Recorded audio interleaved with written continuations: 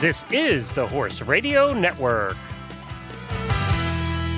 This is episode 387 of the Stable Scoop Radio Show. The Irish Hunter and a listener from Washington State. This is episode 387 of the Stable Scoop Radio Show. The Irish Hunter and a listener from Washington State.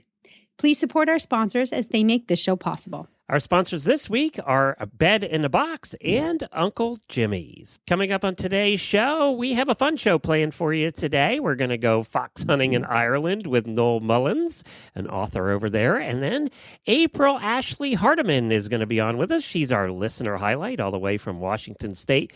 And then I have a product for you in the Tack and Habit segment that we've been testing out. Actually, Scooter's been testing it. So we'll let you know whether it's Scooter approved or not. Scooter, my brother.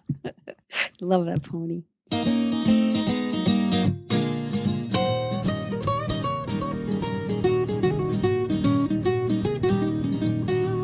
Welcome to the Stable Scoop, with weekly shows delivered right to you. With Helena and Glenn the Geek, live from the stable, it's every week. They'll bring you the news through hail or high water, while using their tails as their own fly swatters. So sit on down and laugh till you poop, cause it's time again for Stable Scoop. Stable Scoop. Stable Scoop. Stable Scoop. I'm Glenn the Geek. And I'm Helena B. And you're listening to the Stable Scoop Radio Show on the Horse Radio Network. But howdy, Helena. You cut off my new opener. Oh, okay. I'm supposed to say thanks for joining us today. Oh, I didn't know that. Okay, I did see that in the show notes. I'm sorry. See, that's part of showing our appreciation for the fans who join us every week. Well, we do appreciate you being here. We do, but I like to say it. Okay, so go ahead and say it. Thanks for joining us today. There you go. And we hope that you are not totally blizzarded in. I know a lot of our listeners are expecting a little bit of snow over the next couple of days. And I am so glad we don't live in Pennsylvania anymore. Yeah, apparently the Mid-Atlantic is scheduled to have a doozy. Yeah, some of our listeners in Virginia and Maryland, they're not looking forward to... Well, we're recording this on Thursday, so by now you probably already have snow. Let's just hope it's not the blizzard of a century like they're calling for. No, well, we're due for the 100-year storm. And if you don't know what a 100-year storm is, Google it. It's an environmental phenomenon that does happen, and it's not unusual. It's not because of global warming or Star Wars or anything like that. It's not because of Star Wars. Darth Vader is not causing this. It's just, when you think of geological time versus the time that we keep as human beings, they're very, very different. So, a 100-year storm is just a drop in the bucket. It's often. Yeah, we had one back in 1992. When we were at our first farm, and we got snowed in for a week, and we had no heat, and the drifts were over my head, and I remember tore the roof off of our barn, so there were pieces of metal and the snow drifts all through all the fields, so we couldn't turn the horses out for a month and a half till the snow melted. Yeah, I remember that. I remember those 100-year storms. The worst part about blizzards in the winter as opposed to blizzards in the summer, is yeah, they're tough too. Is the manure pickup afterwards, because it's all frozen and it's accumulated. Well, we couldn't take the manure out of the barn, so what we did is pile it in the corners, and literally by the month later, it was piled to the roof of the corners of every stall. God. And we couldn't take it out because there was no place to go. There was just snow was so deep that we just had no place to go with it. It was bad. We actually had an inch of snow in our house that had blown in through the cracks. It was an old farmhouse. Yeah. And there was an inch of snow in the back hall behind the kitchen. There was an inch of snow on the floor. That happens to us here in my 260 Yes, your house would do that. We have I have white duct tape that I put all around the front door now. There's probably all kinds of really cool, sophisticated things. Yeah, you can buy stuff for that at the store. Yeah. No, I found a roll of white duct tape. I was so excited because my trim is all white. Oh, there you go. It matches. That's good. It matches. And and it comes off. You can peel it carefully. It doesn't bother the paint or anything. And I'm like, this is my farm hack. And it works. And it keeps the snow out of the. And it's a heck of a lot cheaper than that insulation stuff you buy at Home Depot. It's true. And I always have a hard time putting that insulation stuff in. Like sometimes it's foam, sometimes it's a little strip that you put here and there, and then you close the door. And of course, because nothing is straight in the house because it's so old, nothing lines up. So you try to put these little strips, these weather strips in, and it still doesn't work. So the duct tape fixes everything. And you get those insulated curtains, and you have like every window in the house, the curtains are closed because the wind's blowing and it's cold, and you never see daylight for like 3 days. Yeah. And, my house is, because I live in sort of a beach community, a summer community, nobody's house is really perfectly winterized. Some of these houses are used for summer residences only. And I think that's what mine was for a long time. So it's like living in a beach cottage in the middle of winter. It is living in a beach cottage in the middle of winter. And you have a guest house where we stayed. It's like above the barn. That must be really cold winter. No? Well, that's new because that's only 10 years old. That was built by the previous owner shortly before I bought the house. But so because it's new, it's much tighter than the main house. And although it has electric heat, so it cost me like $800 a month if somebody's staying up there. If someone's staying there. Plus you have to keep those pipes from freezing. So, well, I do there's zones, which is nice. It's a small little, cottage attached to the barn, but there's zones in it. So I can do the upstairs, I can do the loft, I could do the kitchen in the barn. Actually, the kitchen in the barn does not have heat, but the hallway right next to it does. So when the pipes are likely to freeze, I leave the door open in between them, and then I turn the heat on, and that seems to have helped. But still, that cost me $50 if I do it for a week. Right. Fun. Who brings in the wood for the wood fire? That's a joint effort. Sometimes Buck does it, sometimes I do it, and now we've got Grace on it. Oh, yeah? You let Grace with the axe split wood?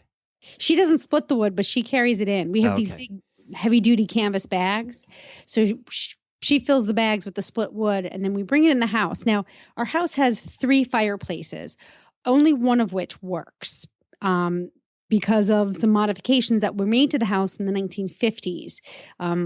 There is a backdraft. So the 2 fireplaces that we can't use, unfortunately, it breaks my heart. So we use one, and it has a wood stove in it. So the fireplace in the dining room is a great place to store your wood. So we have a wood pile out back. We take the split wood, we put it in the fireplace that doesn't work, so it stays nice and dry, and it's easy, it's convenient.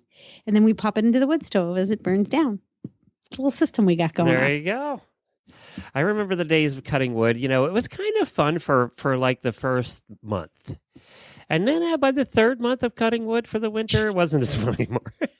Yeah, when you want to and you can, it's one thing, but when you have to, totally different story. It's a totally different story. That's right. Well, we have a fun show. Let's get to it. First, I have to tell you a little bit about our brand new sponsor, Bed in a Box. When you're done shoveling after a long, cold blizzard in the Northeast, the one thing you want is a good night's sleep. And I can guarantee you're going to get that if you have a Bed in a Box mattress. They are the foam mattresses that you are absolutely going to love. We have had ours for 8 years now, and we just got a new one here about 2 months ago, and we moved the old one to the spare room so that's the one Helena will sleep on when she comes to visit. Okay. I've never even heard of Bed in a Box. You're going to love it. It is the most comfortable mattress ever. Memory foam. You've seen memory foam toppers that you can put on top of an ordinary mattress, and they're about an inch or 2 thick. This whole bed is memory foam. So it's 13 inches of foam.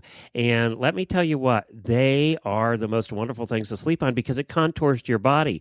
And, when you're sleeping with 2 people, that when the other person rolls over in any bed, the your bed moves, The whole right? mattress It wakes you shakes, up. yeah. Yeah. Don't have to worry about that anymore because when that person's rolling over, you never even know it because it's just dead. I mean, it's just because it is memory foam. They're rolling over there and you're not moving. So does the memory foam live by itself, or does it sit on top of a standard They mattress? use several layers of different foams, but the memory foam is like the top 4 inches. The whole thing is foam, but okay. But it's different layers of different types of foam. And the one thing they do too, one of the complaints about memory foam early on, like 8 years ago when we first got our mattress, was that they're hot in the summer.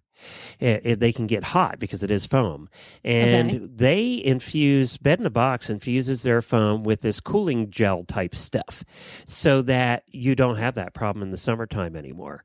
And the other complaint they had was that it can get chilly in the winter. And you don't have that problem with these anymore because that stuff they infuse it with acts the opposite. So it is really just comfortable, and we love it. And you can get these for like a third of the price of the really expensive alternative mattresses, and they ship it right to your house. It comes in a great big box, and it's about our queen size box was maybe 6 feet tall and 2 feet wide. And you drag it into your bedroom, and you cut the box open, and you take the plastic off, and the mattress goes and explodes. Like it pops open? It pops open, and it grows over the next hour into a full-size queen-size mattress. Wow, it takes an hour to unfold? When we first got our first one, you weren't supposed to sleep on it for 24 hours. It took that long to unfold. But these are they say by the time you make the bed, it'll be ready to sleep on now. And it is so cool. And it just eliminates all the soreness that I have. When I go to hotels now, it just sucks because you're sleeping on a regular mattress, and if you're used to memory foam, you don't want to go back. So this is funny because I really have not. I thought that I laid on a couple of memory foam mattresses in the store and was like, no, I don't really like it. But I've never actually slept on one You have to give it a overnight. week because it takes a while to get used to when you roll over. The foam has wrapped around you, has engulfed you by the time you roll over. Okay. And that's why you don't get sore spots because there's nothing putting pressure points anywhere. So on your elbows and your arms and your legs and your knees and all of that, nothing has a pressure point because it just wraps around you. Okay. So when you go to roll over, it takes some getting used to, and then after about a week, you forget that there's anything different. Okay. But one thing you notice is when you wake up in the morning, you've just slept better. You just don't have the sore spots that you do with other mattresses, and you've just slept better. And I've tried what are the ones that you can make the beds softer or harder? What are those called? That has the two with the sides. Sleep Number?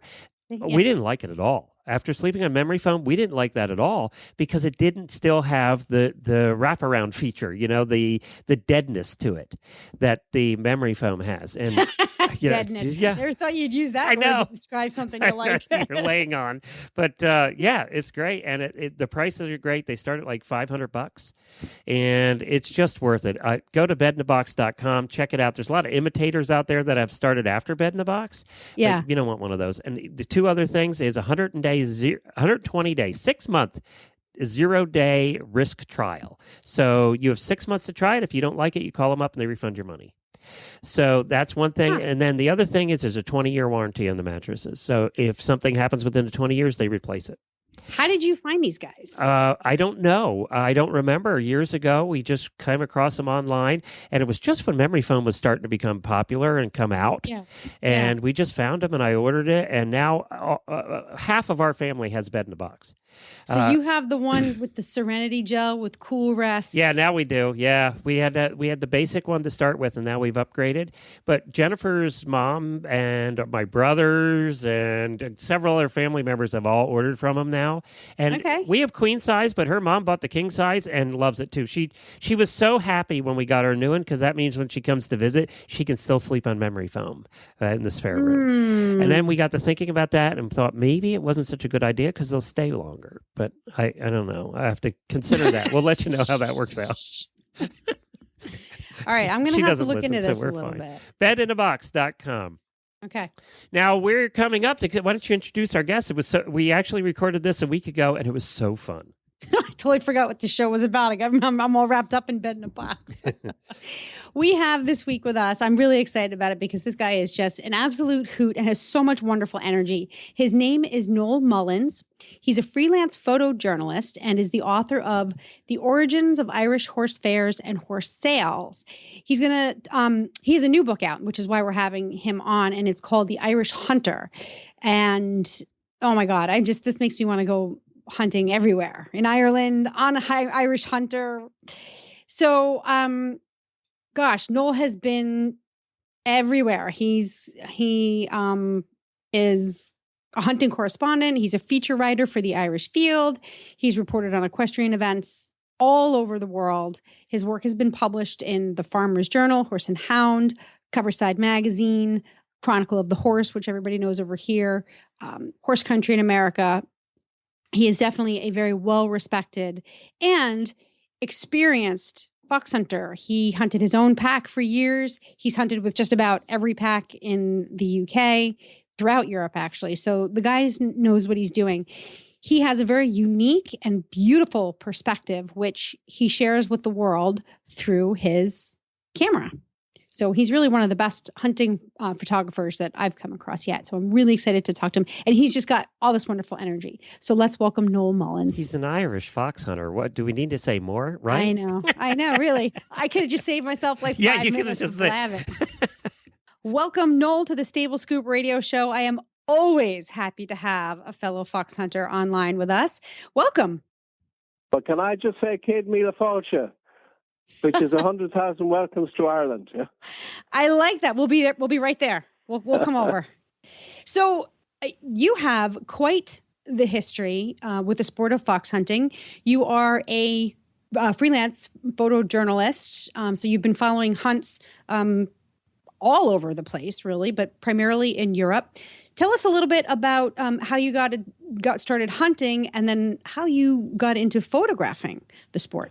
I started. I'm from Galway, County Galway, on the west coast of Ireland, and my local pack was the Galway Blazers, and hunting over the stone walls, the limestone walls.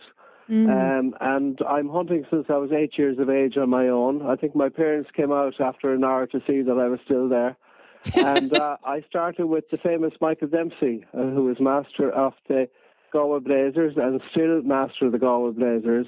They go back to the early 1800s. And I hunted on over the stone walls. We hunted ponies. We hunted horses. We had no pony club or anything in those days.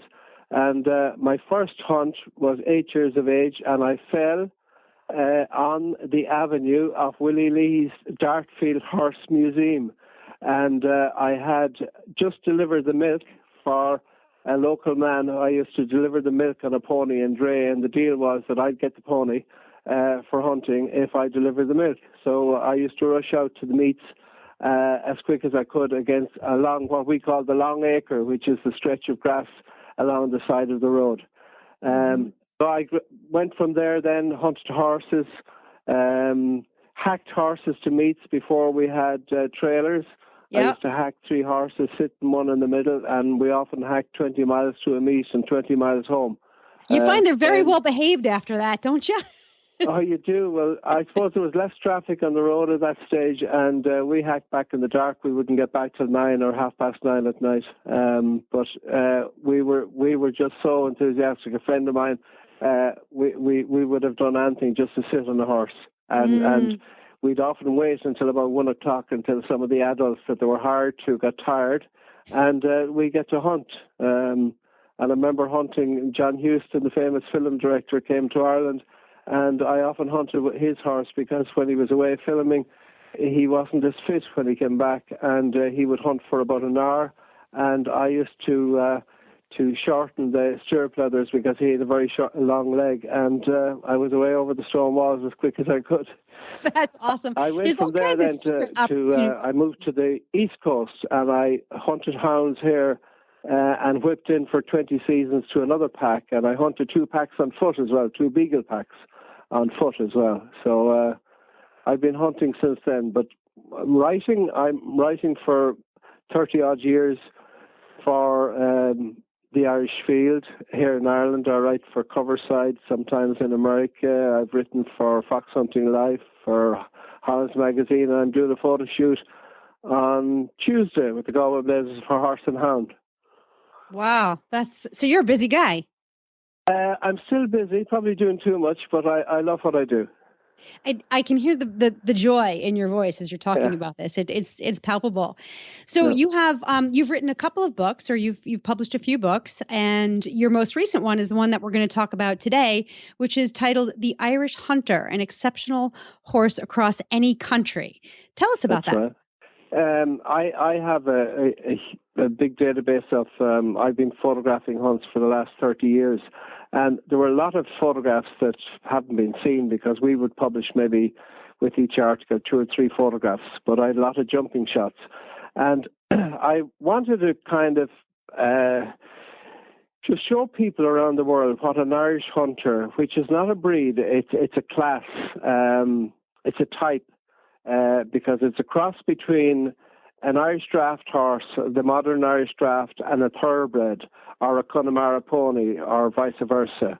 And that's what it is. It's not an actual breed in itself, but a type. Now, they're endangered species here in Ireland because last year, I think 400 foals were registered.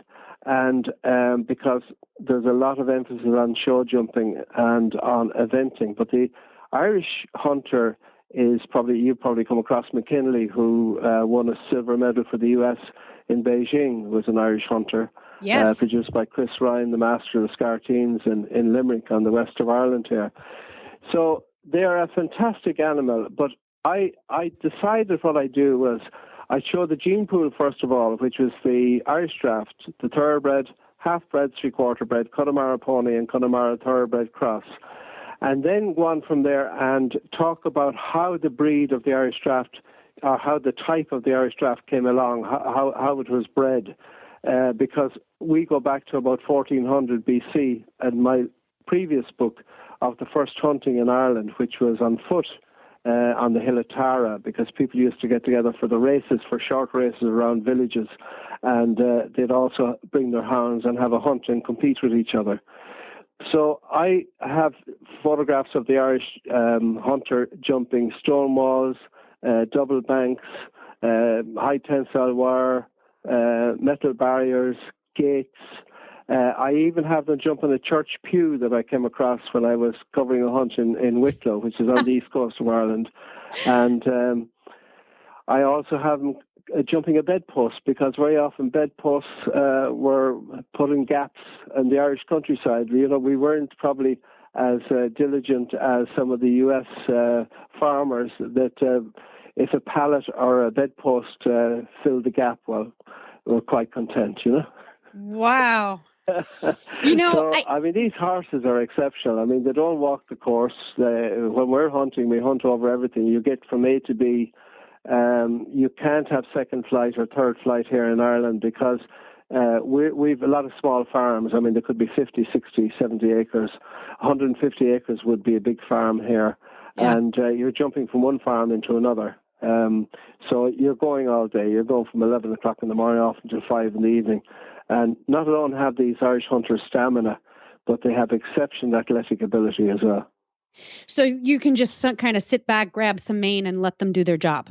Exactly. And Jack Lambert, who's a very good friend of mine, he has Irish draft stallions, and he's 84, and he's hunting his Irish draft stallions twice a week at the moment. I've just done a feature on him for a publication on Saturday. And I asked him one time, in terms of temperament, which is very important, especially for novice riders or for hobby riders that have to go and do a job on the following Monday, how he would describe his famous Irish draft stallion Grange Bouncer. And he said, if he stood in your toe, he'd nearly apologize. Oh, gosh. Oh, it's so true. So have you had much experience with Americans coming over to Ireland and hunting? Yeah. And what's your take on that? What do you notice about the Americans in the saddle versus the Irish in the saddle? They're probably better dressed. That's funny. They're more polite, probably. And a lot of them are very good riders. I think the Americans we get over here are good riders. Some of them would, they have it's like they've always wanted to hunt in Ireland, and even some of them that might not be as good a riders, it'll be on the bucket list, say, to hunt with the Galway Blazers or with the Limerick Foxhounds or that at least once. And if they survive that, well, they're happy. But we depend on the Americans a lot to buy horses over the years as well, too. And sometimes they come here and they buy horses and they take them home. And I've come across, one of the things I've done actually last February, I went to South Carolina to the Low Country. Middleton Place. Anywhere there are Irish bred horses I go to. And I have them featured in the book. I have them featured in the Cheshire in Pennsylvania, in Millbrook in New York. I go to Genesee Valley. There's some Irish hunters there. And down in Maryland with the Green Spring Valley, there are Irish hunters there. And there are Irish hunters down in Florida with the West Palm Beach as well. So I've taken photographs. I would go anywhere to take photographs of Irish hunters. I even went to the Czech Republic there last year as well, and I took some on a private hunt of 4 or 5, I think it was, Irish hunters that they had bought there. It's a unique, a solid field hunter is an extraordinarily unique creature. And I'm sort of like, I'm biting my nails and I'm wiggling around in my seat because as the more you talk about this type of horse, the more I want to have one at home in my backyard. And the reason I ask you about your take on Americans riding in Ireland is because there's this sense of, so I've never ridden in Europe, I've never hunted in Europe, but I would love to. But I think to a certain extent, we are coddled here in America. We do have second flight. We do have third flight, which is great. I think we need that. But there's something about the idea of sitting on an Irish hunter who you can trust to take you out of your comfort zone, and then help you turn that outside of your comfort zone into your comfort zone, if you're following along. So, getting an American over to Ireland, sitting on one of these horses, and then bringing them back, bringing that superhero power back to the United States. Does that happen? Oh, it does happen, yeah. I mean, a lot of people, in fairness, they would come over. I met them down in Limerick, actually, when I did my book signing in November, who were out hunting with the Limerick Harriers. There were a number of Americans there. There was some from the Midland down in Georgia. And the one thing you can be assured of, if you hire, you'll be hiring a horse that has carried people of all different abilities. And you're looked after, really. The horse does the job, as long as you don't interfere too much, because they know their job. Yeah. Now, are there horses going back in the same numbers as a few years ago? They're not. There are a number of horses going back to the States, but one of the obstacles really is the transport costs. It costs about $8,000 to ship a horse to America, and that's on top of your purchase price. But then I just saw there where there was a warm blood hunter that max it had ever jumped was a 110, and it was being sold for $35,000 in the US. So. Wow. An Irish horse can make big money there if you find the right one. Helena is that the one you just bought, Helena? There are Irish horses all over the world, really, Yeah. What's that, Glenn? Is that the one you just bought?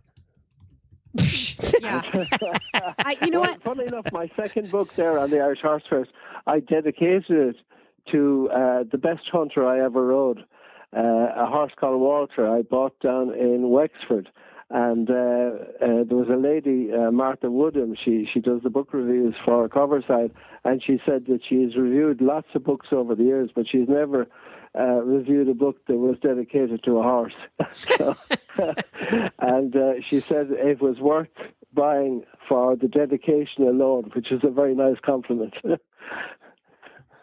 Well, I'm kind of now, Glenn, I think we're going to need to do a little trip I think we're going to need to do a company you'll trip. be very welcome, and I can assure you, I'll make sure that you'll have a horse that will carry you safely.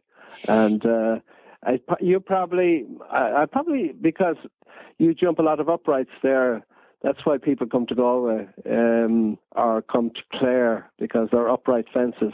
Whereas if you go to the East Coast, you're looking at big yawning ditches and double banks. They're a different kettle of fish completely. Oh yeah, I've seen some videos. Yeah. I've seen some videos. I think again, I have a comfort zone, but I think I would trust a well-made field hunter to take me out of that and have a little extra fun. So, and you have a couple of other books, so we're gonna wrap this up. I could probably talk to you for hours, but the most recent one is The Irish Hunter. You have two others, which are available for sale on your website. I would highly recommend them. Your photographs are beautiful, but more importantly, your point of view is something that I've not seen in other photo journals or photography books. You have a spectacular point of view from the field, both leading it and being a part of it. So definitely check out Noel's website. It's noelmullins.com, Noel, M as in Mary, ULLINS. And of course, we will put a link to that on the Stable Scoop show notes. Noel, I'm thrilled that you joined us. Maybe you'll come back again in the future. I'd love to. I'm just looking at some stories here that I could tell you the next time, Particularly, I'll tell you one quick one, is Teddy Ryan, the master of Scarteens. He emigrated to New Zealand with his wife, who was born there. And on the plane, he took two terriers, and there happened to be 300 Angora rabbits in the hold as well. So the terriers got out of the cage. Oh, no. And they attacked the Angora rabbits. And Teddy said it was the first recorded hunt at 34,000 feet. Jeez. He was very proud of the fact. That's funny. Well, thank you, Noel. I can tell you other stories as well, because we meet at pubs. That's right. I bet you That's do. where the best hunting happens, actually. We have breakfast, but it's in a glass. We'll put a link and it's usually black. We'll put a link to his website too. You got to get this book. Check it out. Thanks a bunch. Take care. Okay, thank you. All the best. Bye-bye. Bye. Bye now. Hello, folks. Uncle Jimmy here, and welcome to the world of Uncle Jimmy brand products, where funny names mean serious products. Featuring Uncle Jimmy Squeezy Buns, the squeezably soft hand treat that your horse will love. The award-winning Uncle Jimmy's Hangin' Balls. Uncle Jimmy's Sugar-Free Ball. The incredible Licky Thing, also in sugar-free. The amazing Uncle Jimmy's Pecker-Wrecker, and the Big Licky. The infamous Uncle Jimmy Hangin' Ball was first designed by me for my own horses to help reduce the bad habits which come from stall boredom. It now can be found around the world. This nutritious, flavored, filled boredom buster will help keep your horses occupied and happy around the clock. Properly hung, it will last for weeks, provided you don't let your horse pin it, and Uncle Jimmy knows who you are. The ball comes in 4 flavors: apple, carrot, peppermint, molasses, and now sugar-free. Once again, welcome to the world of Uncle Jimmy's brand products, where funny names mean serious products, and satisfaction is 100% guaranteed.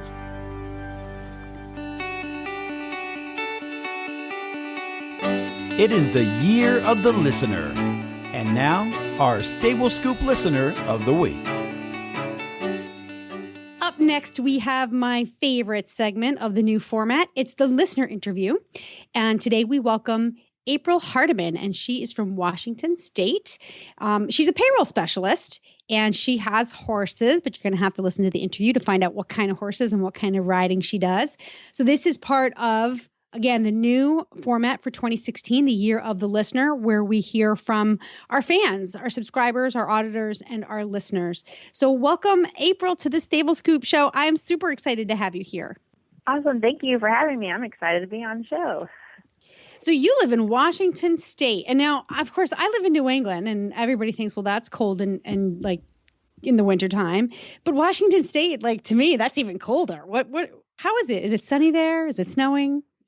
Well, I'm on the West Coast, and my husband is stationed at Fort Lewis. We're actually from Georgia, but right now we're in Washington, and it's super rainy all the time and cloudy, and coldness. It's not too bad. It's like in the 50s most of the time, but I despise the rain.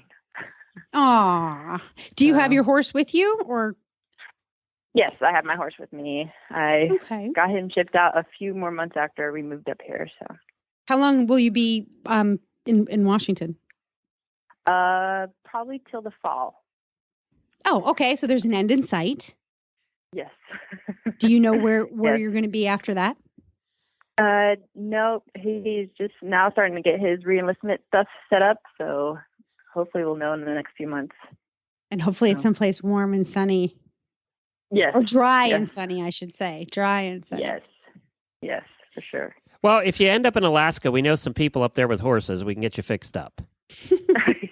My friend's actually stationed up there too, so she has her horses, and she's like, she has to always ice pick the poop out of the pasture. She says it's crazy. Get her a flexing fork. Yeah, well, Yeah. She needs a metal fork is what she needs. Really? Yeah. Well, All right, before so- you go on, though, let me ask a little bit about hubby. So tell us a little bit about him. What's his specialty? He's a mechanic in the Army, and I guess for horse-wise, we met. He was hanging out with some of my barn friends, and he wanted to learn how to ride, so he started coming around the barn, and that's how we started dating. And then I guess he just kind of got pushed into the horses, and he's slowly learning how to ride now. Like he wanted to get into cutting, so we've been doing some cutting lessons. So Oh, cool. yeah. Very cool. So you're a payroll specialist. You work 9 to 5? I actually work like 4 a.m. to 2 p.m. Oh, because, girl, 4 o'clock in the yeah. morning? Yeah, so that's why I'm always listening to this show live, because I'm already up. But All right, now I get up at the crack of dawn, and everybody's like, "Oh, what's the matter with you?" But you definitely got me beat. So, do you have the energy at 3 o'clock in the afternoon, 4 o'clock in the afternoon to go ride your horse? And if so, is yes, that what I you do? Get off work. Yeah, I get off work right away, and then I head to the barn and just ride him, and then go home and rest. So it works. He's on the way home. So At least it's still light out when you go. You know, yeah, mm-hmm. it's hard when it's dark in wintertime. Yeah, yeah. All right. So tell us about your horse. Do you have 1, 2? I currently have one. He's a 5-year-old paint horse. I've had him I've had him as mine since he was 10 months, but I was there when he was born. I've done pretty much all the training on him, and I guess we've competed in Western dressage, and I did a lot of in-hand trail when he was younger and a lot of in-hand stuff. So when it was time to break him and ride him, it'd be a lot easier, hopefully. And I wanted to get into mounted shooting and actually some mounted archery this year. So we've signed up for some clinics. Very I'd cool. love to do that. So we're excited to do that, or we'll see if he's excited. Hopefully being by the military base has helped with the gunfire. Well, now that I've actually seen some Western dressage, because Jennifer decided to do that, it wasn't quite as boring as I thought it would be. Yeah. Yeah. Does your husband go watch? Mm-hmm. Oh yeah, he's an awesome show husband. He helps hold the horse when I need some help, or he has the groom bag with him. He's really good at it. He knows what needs to be done before I even ask. So Oh, you really found helpful. a good groom there. Wow. Yeah. You're lucky. They're not all like that. So- Oh yeah, I know. I'm very thankful. What a sweetheart. So you're sort of convincing him to start riding. You're gradually introducing. Do you think he has potential to be fully afflicted by the Oh addiction? yeah.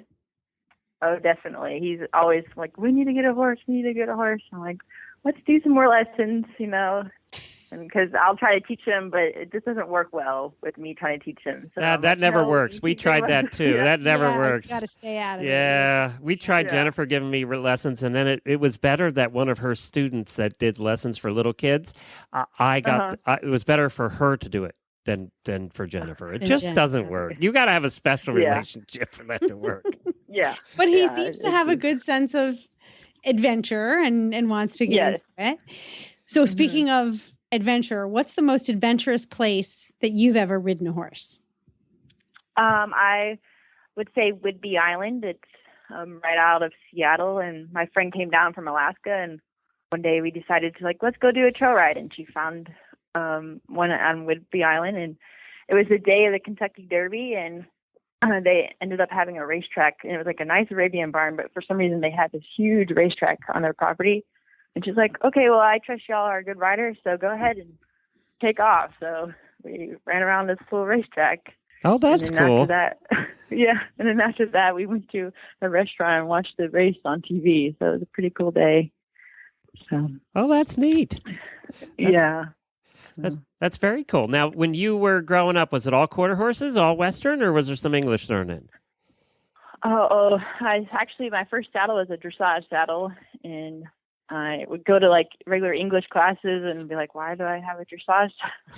But but I started out English and then transferred to Western because of the type of horse I had, and he was just not really built to do any English.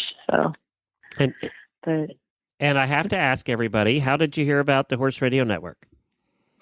I actually started listening for Women in Rodeo. Oh, was that right? So it hasn't been too long ago? Not too long ago. Wow. I didn't realize that it was that soon. I think I saw y'all at the Road to the Horse a couple times because my mom and I have gone 2 or 3 times now, and I just never clicked with it. But then when I was seeing all the posts from Heather, I was like, oh yeah, I'll have to listen to it. And then I got hooked. Well, we're glad you got hooked, and you became an auditor since then too, right? Mm-hmm. Yes. Well, cool. Well, we appreciate that as well. We'll talk a little bit more about that. I wanted to mention, being that you said Road to the Horse, we've just confirmed today, actually, that we will be at Road to the Horse again this year. Mary Kitzmiller, who you know from Road to the Horse, will be co-hosting with me, and Tootie, who runs Road to the Horse, has asked the Horse Radio Network and myself and Mary to do the first ever live coverage of the finals on Sunday. So we'll be doing radio play-by-play of a very visual event. But then again, they do radio on football and baseball and stuff too. So we'll be kind of doing that. We'll be live 4 hours on Sunday. It'll be the only way people can get live action and find out what's happening in the finals on Sunday of Road to the Horse. Will be listening to us. So, and Mary, of course, has competed Road to the Horse, so she can actually talk intelligently about it, and I will be there to talk about the food and, the usual stuff I do. But I when Tootie called, it was funny, Helena, when Tootie called, and she's the one that organizes and has run Road to the Horse since the beginning. She called and said, Glenn, I want you to do it. And I said, why the hell do you want me to do it? I mean, I've never trained a horse in my life. She said, but we need it to be entertaining. And I said, well, then we got to get somebody who actually knows what they're doing too. And that's why Mary's going to be there. That's awesome. So I provide the laughs. Exciting. She provides the serious, and we should have a good show. So that's the first time. We're Yeah. very excited about it. That is exciting. Yep. So you'll be able to be at home and still get the flavor of Road to the Horse and hear the action and all the crowd and the whole thing. So Yeah. I was really disappointed that we weren't going this year because I was like, I want to go see everybody, Clay Anderson, and then I guess Craig Cameron is the host this year. So that's right. Yep, that's right. And actually somebody, what's his name? I've totally lost now. Winters. Richard Winters. Richard Winters. Jeez. Sorry, Richard. So Richard Winters, who we've had on this show, and Helena will remember, we absolutely loved having him on this show. Yeah, he was And awesome. He's competing this year. Yeah, I saw that. Yeah, so he'll be competing against Clinton Anderson, and that should be a good showdown. He's been the announcer for the last 4 years, so it should be a lot of fun to watch, and we hope that you guys all listen in on the Horse Radio Network. So I'm very excited that actually you started with Road to the Horse, because we've been going there for now a couple of years. Yeah, I was really bummed that we weren't going this year because I was like, oh, it looks like it's going to be so much fun. You used to live closer, though, when you lived in Georgia. Yeah. Well, I flew out last year, and I drove up with my mom because she really wanted to go, so that's why we ended up going last year. Did we meet you there? Did I meet you? I don't think I actually stopped by the radio booth. That we were just all over the place doing all of the crazy things. So.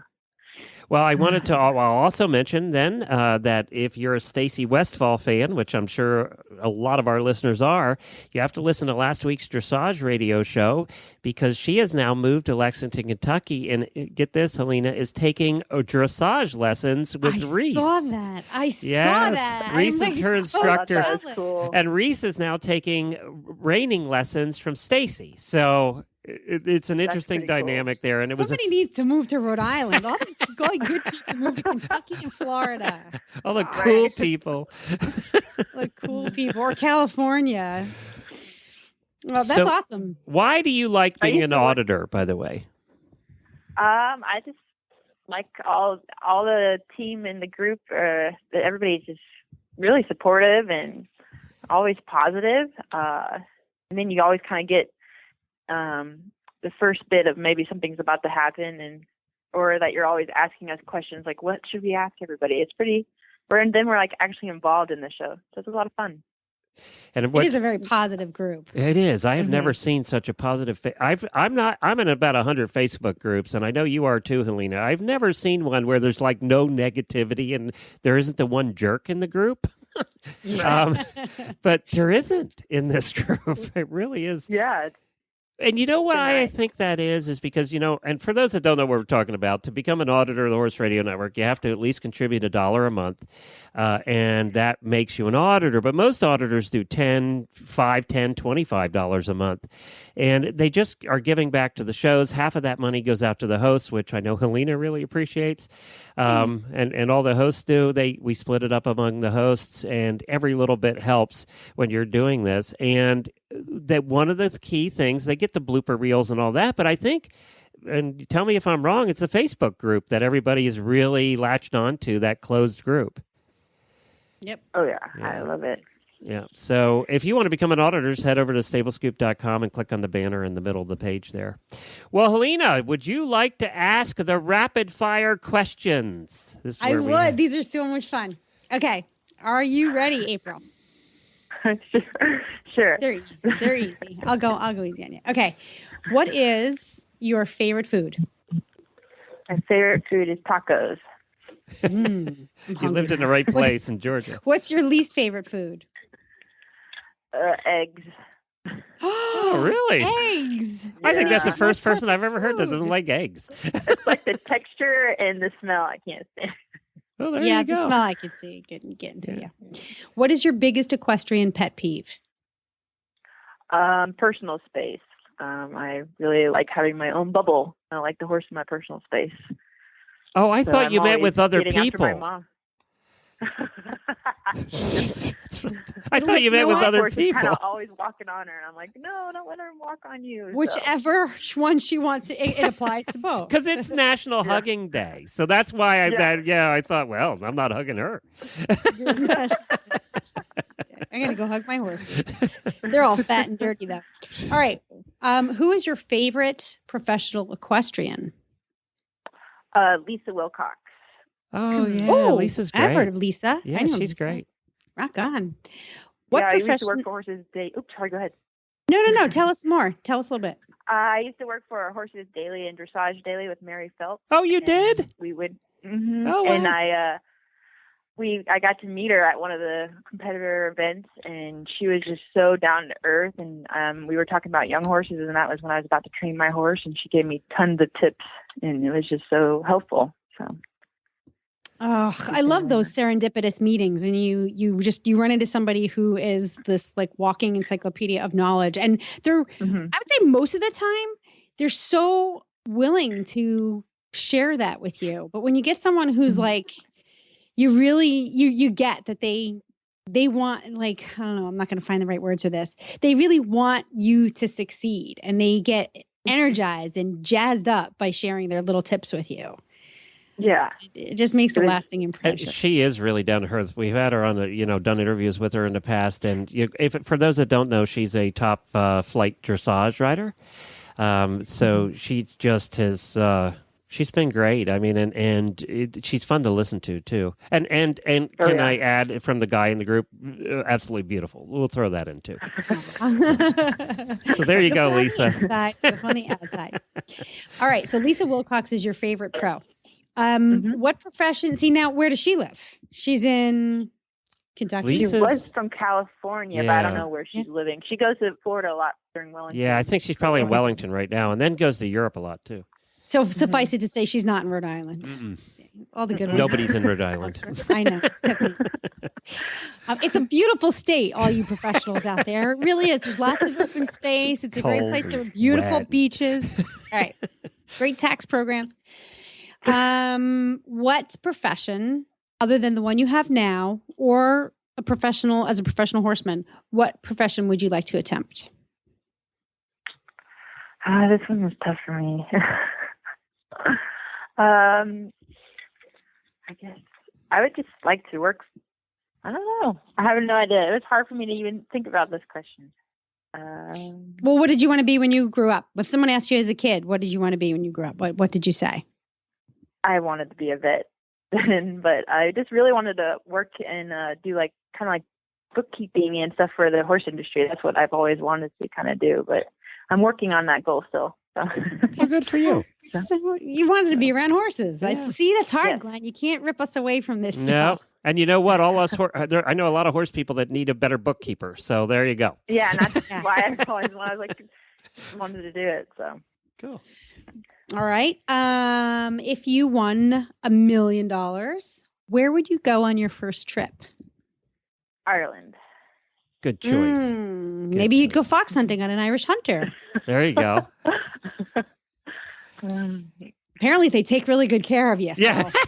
Think about it. What is your favorite celebratory word or phrase? Everybody picks at me. I like to say the word groovy all the time for everything. Were you born in the 70s or what? No. It's a throwback. That's how she it can got use stuck it. in with me, and I just always say it, and it drives my family crazy, so I say it even more. Groovy. I'm going to say it just to piss everybody Kind of off. haven't heard that for 30 years. Okay. Groovy. Okay. What is the most terrifying thing you've ever done, and would you do it again? Well, when I was younger, I had to completely travel to Australia completely by myself, and it was just really terrifying at that time. But I mean, now it wouldn't be terrifying, but I was in 8th grade, and I think that's the most terrifying thing. It's just that's a long way to go by yourself. Wait, hold on a minute. You went to Australia by yourself in 8th grade?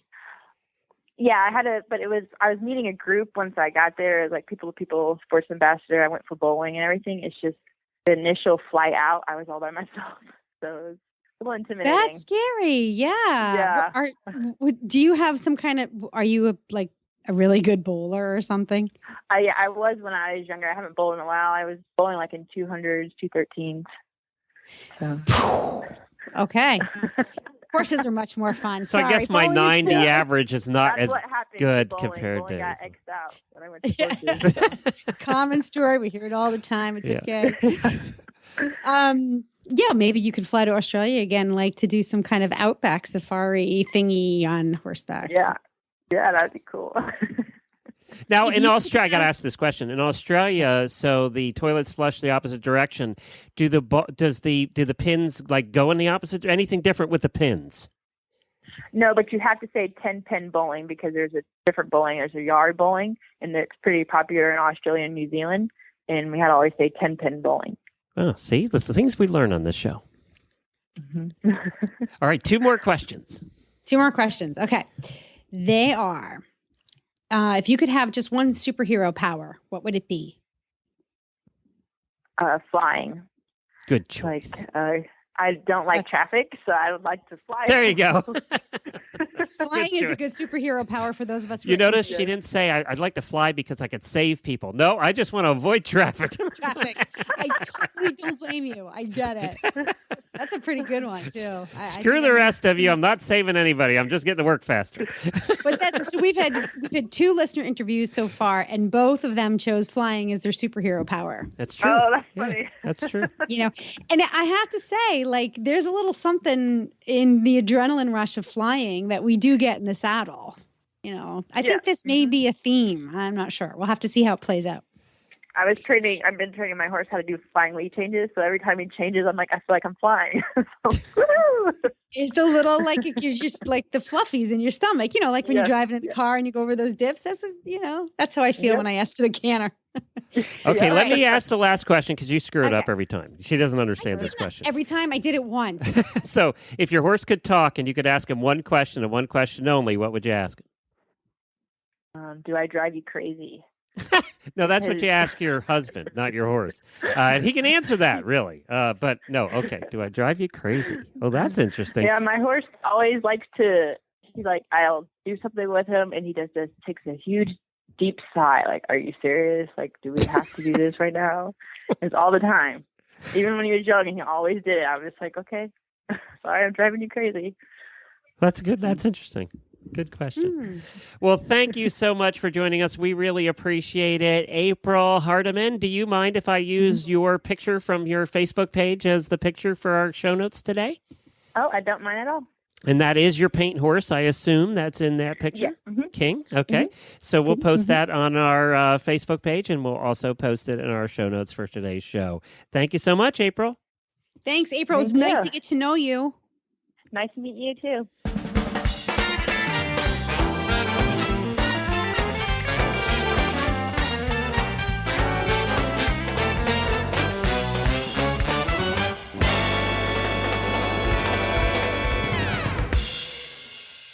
Well, our product of the week is something that I've been testing for the last week, and it was sent to me to test out because they knew I had a wild Hackney pony that likes to get his lips and feet into everything. And one of the things that when you have a wild Hackney pony is we use those rubber feeders you put on the ground because our horses are out 24/7. So when we feed them their grain, we use the rubber feeders. You put them on the ground, right? And they just... inevitably, my pony will take and knock it over, and all the grain goes onto the ground. Yeah. They stand in it. They squish it. And, they're great and everything, but they are squishable. And I haven't met a horse yet that doesn't like to paw at it. And, why they like to eat it off the ground, I don't know, but they do.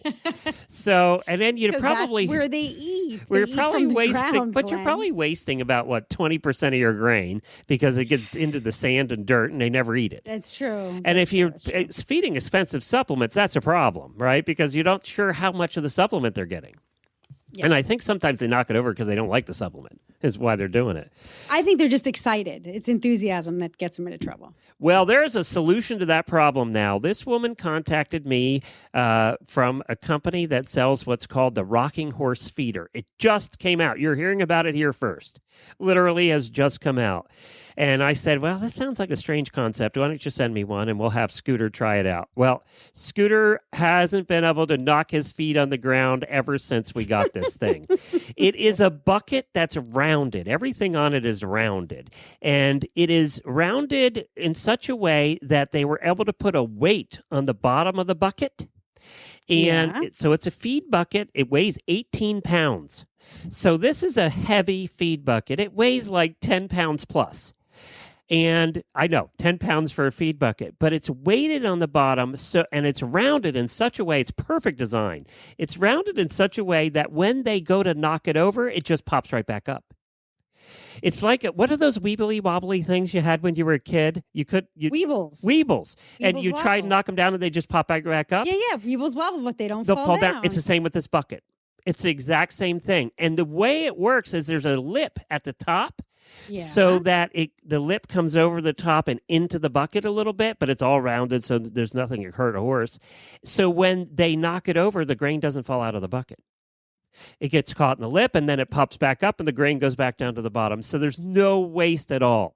This is awesome. And believe me, my pony gave it a workout. He was beating on it. He actually tried to, he tries to take everything in his lips and pick it up and throw it. Yeah. And such a nudge. Easy. He's a pony. Yeah, so he grabbed it. Well, it's 18 pounds, so he can't lift it up, right? And he just plays with it. He was beating it with his feet. These are tough. It's constructed of a 1/4 inch thick food grade polyethylene.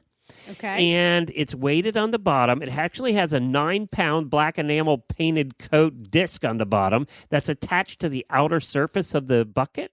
Okay. So that's what creates the not fall over, pop back up effect. Yep. It seems to be durable. They say it's going to last it would last 8 years in the Arizona sun because of what it's made of and the ultraviolet coating on it. That's a big deal. Yeah, so this is going to last a long time. It'll take 45 foot-pounds of impact. I mean, they really have to jump up and down on this thing. Yeah. And he had Which his they feet do. in Which it they and do. everything. And I got to tell you, I was a little skeptical before we got it, but it really works. It just works. It just works as it's advertised to work. So if you're looking for something that's going to save grain, and I think more importantly, the supplement issue I brought up, right? Yeah. That if it gets on the ground, you're guaranteed they're not eating the powdered supplement. So this solves that problem. Every time they go by it, they stop just like other feed buckets and they take a look at it. Now, my pony plays with it every time because it's like a toy. And so you got a toy effect. Well, that's fine if it slows his eating down. If he's like too busy playing with it, It's that's just okay. the coolest. I've never seen anything. I don't think there is anything like it. No, I thought when I first saw it in the show notes, I thought it was a hanging bucket, and I was like, "All No, right, you big deal." We've Well, got and plenty that's of the them. other thing. It's being shown now that you should not use hanging buckets to feed your horses because Why? horses, if you think about their natural food, is on the ground. That's the way their body is made to eat, is off the ground. So there's a lot of studies now that are showing if you put a bucket in the middle way up the wall, that they're not made to eat with their head up that high. And it causes some eating problems and things, and they're even thinking maybe colic problems. So that you should always put their bucket on the ground, even grain, because that's the way they're made to eat. So this is interesting because obviously there's a problem with putting a bucket that is lower than where we usually hang them. We usually Right. hang our buckets around 4 feet Right. at around the 3.5 to 4 foot mark, so that they don't get a foot caught in it, which is usually right. That's Right. what we try to do. So that's not the ideal place. You can't put it lower because they will get all kinds of wrapped up in it. But So you the don't have only to worry option about this is- one because they get their foot in it. It just moves.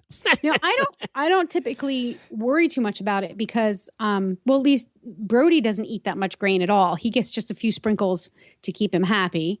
So he doesn't spend a whole lot of time with his face in a bucket. However, Dog, who doesn't have a lot of, he doesn't have any grinding space left in his teeth. So his feed, he gets soaked alfalfa cubes, and then he gets a senior grain that is also soaked. So he does spend a lot of time eating at shoulder height, we would say. So can you put wet, mushy stuff in this? Oh as yeah, well? we use beet pulp, and we make soup out of it basically. And the neat part about this is it's because of the lip. Even with a soupy consistency, if they knock it over, the lip holds it in. So it just falls back down to the bottom of the bucket because the thing pops up. And they actually have a place on it that's marked that if you want to drain the bucket, like if you have water in it, like we do all the time with our rain down here, and we just leave this out. Yeah. So you can actually, it tells you right where you can drill holes and it's at the top, and you just pour it and all the water comes out. It goes under the lip and out the bucket. So it's kind of like the emergency valve you have on your sinks. If your sink fills up, it'll go out that emergency valve instead of spilling all over your floor. Yeah. It's the same way here. So it's an ingenious design. I know the lady worked on this for like 4 years. And the way it's molded, there's no rough edges. It's all roundy. I got to tell you, it's really cool. It's about the price of a high-end bucket. The higher-end buckets will go in the $60 to $80 range. Yeah. And that's what this is going to be. But the way it's designed, I don't think you're going to need another one. And you eliminate the problem of wasted feed. I don't know. I really, really like this. It's called the Rocking Horse Feeder. It's rockinghorsefeeders.com. Right now, it's just for mail order. You have to have it shipped. Right. So take a look at that. But I think that instead of you're just going to buy one of these, and how often do you buy them? Not very often. So if you. I would say I would not leave this in a stall. I would feed them, take it out of the stall. I wouldn't leave it in the stall. But if you're outside, we just leave it out. So, ours get fed in the paddock. We just leave it out. But in a stall, I would take it out of the stall. But again, if they spill their feed in the stall, it's going into the bedding. And you're losing even more feed in the stall if you feed them on the ground in one of those rubber buckets or something. And even so, they're always dribbling it everywhere, right? Well, this, they tend to not do that as much. So I don't know. I kind of liked it. It's approved by, it's Scooter approved. So you have it in there for Scooter now, or you're going to try it? No, we've been using it last week. Okay. Yeah, we're going to order another one for Beaker. He's okay with it? Yeah, we're going to order another one for Beaker because we liked it so much. What does Beaker get for Same thing. meals? We get beet pulp. And we mix it with alfalfa cubes. So, and then his supplements go in that, and we mix it in. So it's a very wet mixture. Yep. And it's perfect for that. Yeah. And they're pretty large, so you don't have to worry about a quantity. You'll be able to put a quantity in here. Right. So, I don't know. I liked it. We're going to order another one for both our horses and be done with it. No more wasted feed. Yeah. Well, that's it. RockingHorseFeeders.com. Check it out, everybody. Brand new to the market. I mean, just brand new to the market. They're hearing about it here first. And they're having a sale right now in the month of January for $58. And then plus shipping, you can have it delivered to your house. I like it. And it says it will stand up to minus 40 degrees, too. So if you're in cold, you don't have to worry about that either. Unless you're in Alaska. Then you might have to worry. I love it. I think it's such an awesome idea. It is. I don't know why it's been around before, but apparently the lady worked a long time getting the thing down. Now, how did you find out about that? She wrote to me and said, "You got to try my feeder." I said, "Well, send me one and we'll give it a try." And I said, "I got the pony that can test it." So there you go. Sounds good. All right. Well, that's going to be it for today's show. Thank you so much for joining us. We appreciate you being here. And Helena can be found at... you can find me while working my little tushy off. We have a couple of new clients, but we're looking for more. I'm at sparkleandboom.com. You can follow me on Twitter. Just search for Sparkle and Boom. You can go to my website, sparkleandboom.com. And if you are in the industry, you can reach out to me on LinkedIn. Oh, very cool. And for details, LinkedIn's one of those I always forget about till somebody sends me a request. It's that stepchild of social media. It's totally for work stuff, so if you are, and there's a lot of equestrian professionals up there, actually. I know, a lot. Yeah. So it's a great way to just stay connected. It's a little less social than Facebook or Instagram, but I think it's essential. So, and we're up there. I like it too because if we're trying to find a guest, it's a great way to find them. Absolutely. Yeah, on LinkedIn. LinkedIn search is almost easier than Facebook's. So, for details about today's show, go to stablescoop.com, and you can get the HRN app at iOS or Android phone. Just search for Horse Radio Network. Listen to the show while you're cleaning stalls or feeding your horse in their new fancy wobbly wibbly bucket. I like it. Weebles. I want to call it the Weeble bucket. Yes. I wonder. But you can't. I'm sure that's like that's probably like trademarked. Yeah. Weebles wobble, but they won't fall down. They won't fall down. I should have had that music. Yeah. I should have had that while we were playing this. Anyway, thanks to our sponsors, Uncle Jimmy's. We love Uncle Jimmy's. And I wanted to mention to everybody that I'm going to be heading to Ada next weekend. So we'll be finding lots of new products over the next couple of months here on Stable Scoop. I'll record a bunch while I'm at Ada. Take pictures. And of course, there's been a blizzard in the Northeast. And that's why I'm not going this year. Every time I go, there's a foot of snow on the ground. Well, for details about today's show, go to stablescoop.com. We post pictures and links and more information about our guests. And did you know that you can get the HRN app? I just said all that. What? I just said all that. You did? Yeah, we're to Are We Done, Glenn? Where was I? I don't know where you were. Honestly, yes. you know what? Somebody needs to come up here and do an intervention. It's not, I wish it was funny. It's kind of funny, but not. I'm sitting here with the show notes up. I'm listening to you talk. That shows you how much she listens to me. Just like my wife. I do listen to you. I have 12 wives. It is like I have 12 wives. Do you know that? Glenn, no, it's been like this all day, actually. There's something in the ethos. It's been like this all day. You need some wine. I walked into the door. I went to work out early this morning. I went to Zumba. I walked into the door. I tripped over a mat. I almost got hit by a UPS truck. My brain is like, it can't focus. I don't know what's happening. Say goodbye, Helena. The question is, the way the script goes is, are we done, Glenn? I'm going to start out with, thank God we're done, Glenn. That's it, Helena. We will have more next week. Until then, thank you again for joining us and happy scooping.